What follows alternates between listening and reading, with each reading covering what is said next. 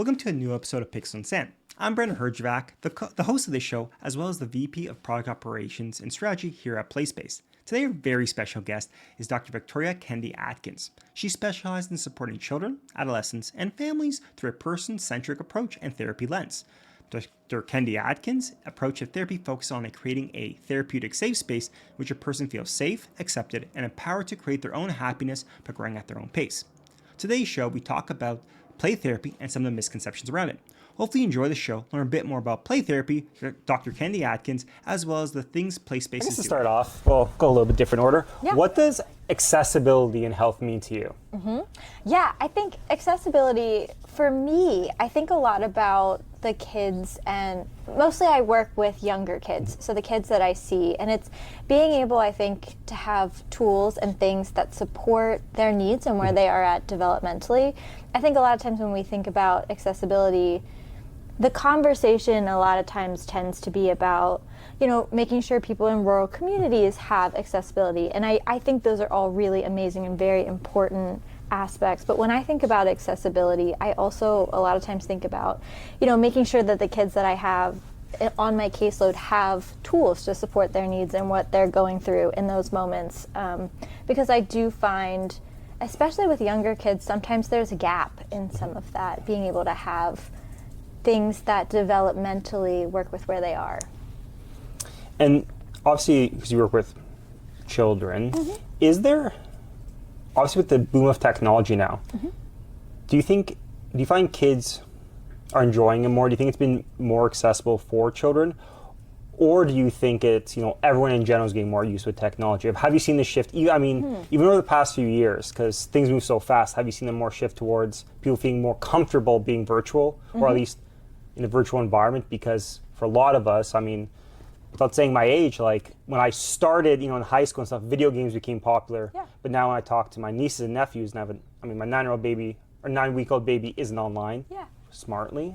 Baby shouldn't be online at that young.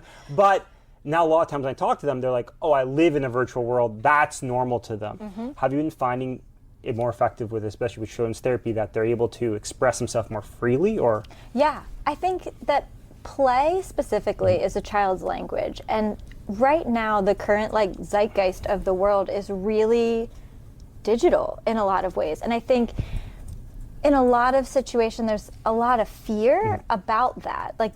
There's definitely a gap in some research about some of that. And I think that makes parents, clinicians, even some kids who are, really forward thinking, worried about what that means for the future.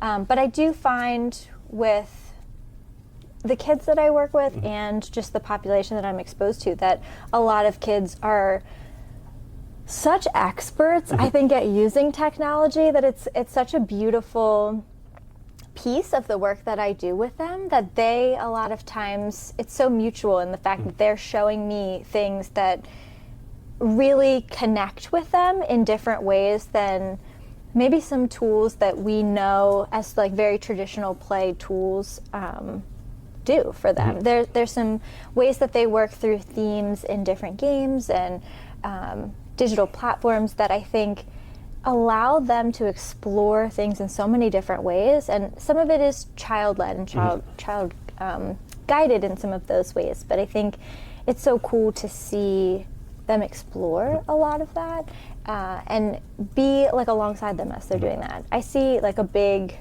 boom in kids wanting to use digital tools in therapy, and I have to give the caveat that at the same time, a lot of the therapy that I do, people seek out the practice that I work at for that. We're known for a lot of that work, but I see a lot of kids really interested in wanting to incorporate it in the therapy that I do with them. And obviously a lot of maybe clinicians who've been around, in private practice for 30 years. Yeah. Technology can be scary. Obviously, when speaking to those individuals, what's something you would say or kind of talk them through? Because obviously, I think everyone's interested in it, but like anything, if you've been doing something very similar and you've had success for many years, trying the I would say, new avenues can be that fear. And I think that's where sometimes the fear of technology comes, because it's a little bit of a Wild West sometimes, because there's so much innovation and so much change. kind of what are those conversations we have with them to at least take those baby steps or first steps into exploring and using technology within their practices? Yeah, I mean, I'll say I use technology with kids probably daily, and there's absolutely a piece of the work that I do that sometimes does feel like the Wild West. I mean, I have conversations in the supervision sessions that I have sometimes where I'm saying like, you know, I'm not really sure what this means. Like, this keeps coming up in my appointments, and I'm not sure what this is like meaning for this child, what it is connecting with. And I think that is a shared experience even across the most seasoned clinicians within digital play. But I do think that I continue to see a lot of fear around incorporating digital tools. And I guess the best piece of advice that I have been given and continue to give others is to let the child lead, because even though it can be scary, sometimes you would be, I think, so surprised that if you just opened yourself up to this exploration and letting the child lead, what you will learn and what you will find. I mean, I've had some of the most incredible therapeutic moments come from moments where kids have led the direction. They've brought a game into therapy, and it's not been a game that I've known about before, and I was kind of watching and observing alongside them using my clinical eye to kind of see what themes they're bringing up. And it's so interesting to watch presenting concerns play out in the play right in front of you. And you know, I think sometimes there's a lot of fear, and there are absolutely sessions too where sometimes it's like, what is happening here? Like, that is very normal, and it happens often.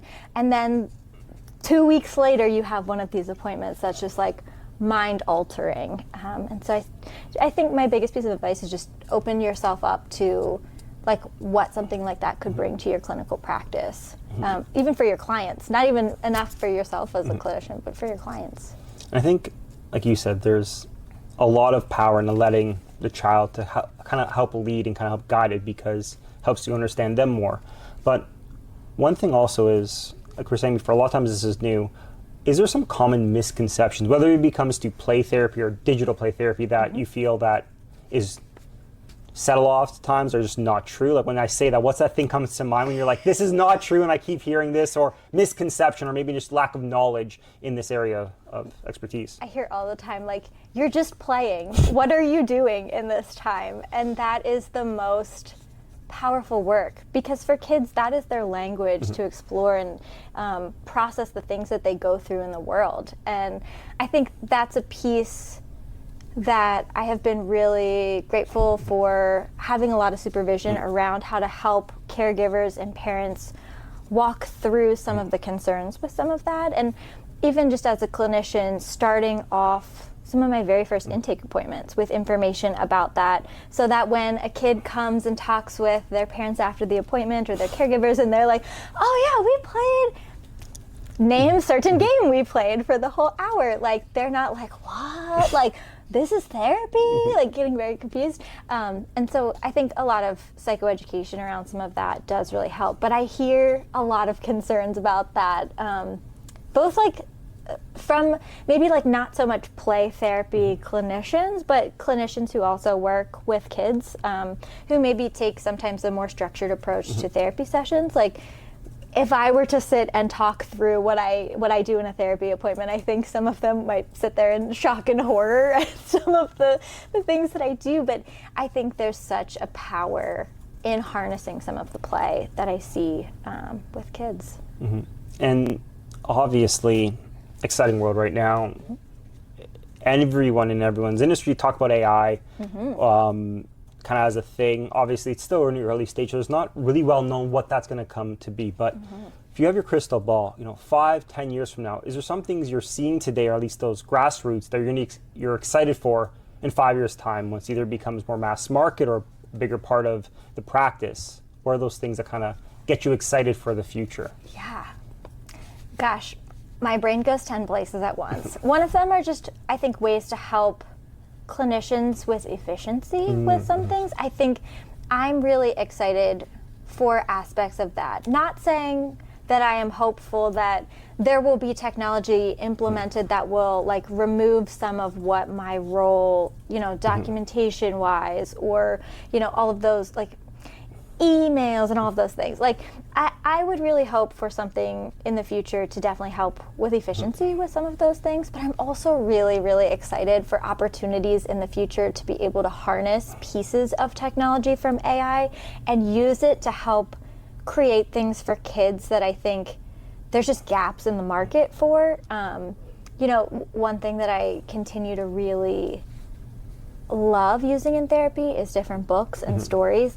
And sometimes there's just not a book or a story to talk through some of the things a kid has experienced. And so being able to use AI in some of those ways to help a kid feel so seen, heard, and understood, I think is something that I'm really hopeful for the future, and getting to incorporate all of these new technology advancements.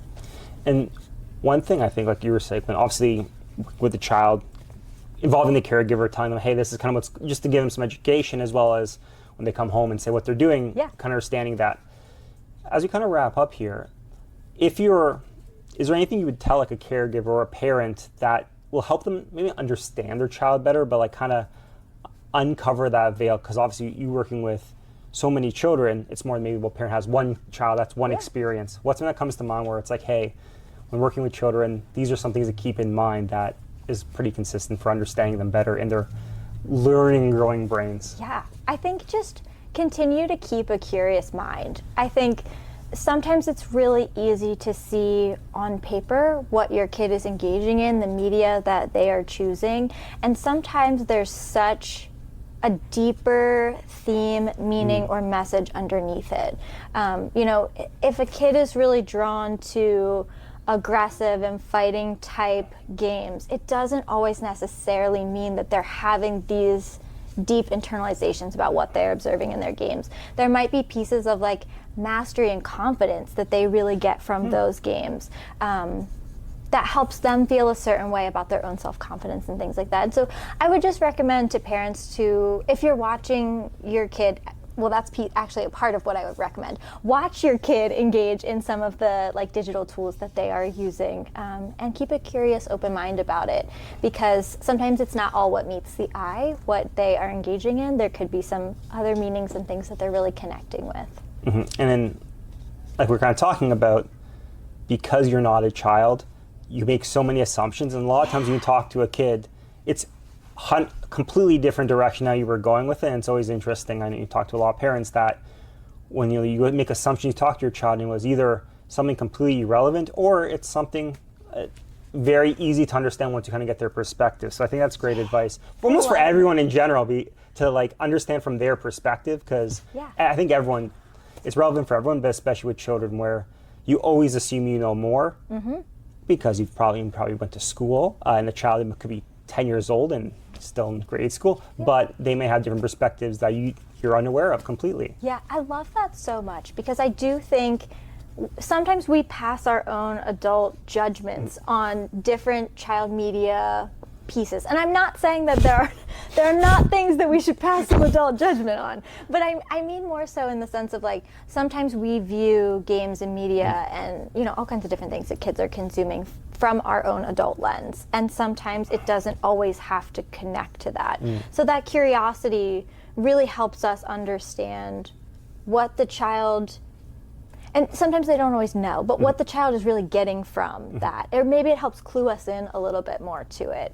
And so that's why I think curiosity is such an important piece in it, instead of, like you said, just keeping your adult perspective about what it might be.